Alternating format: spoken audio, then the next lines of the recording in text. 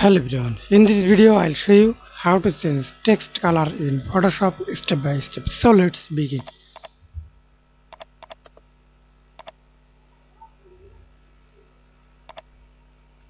Type text,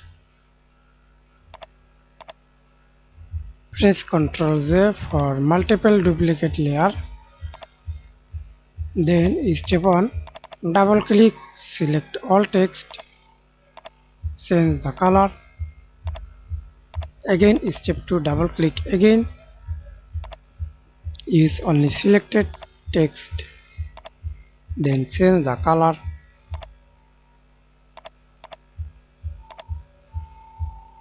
Okay, and apply step apply step 3, effects, gradient overlay.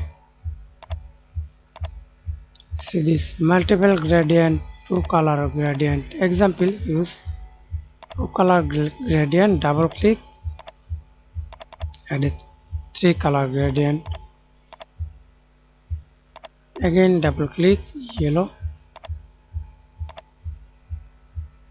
click OK.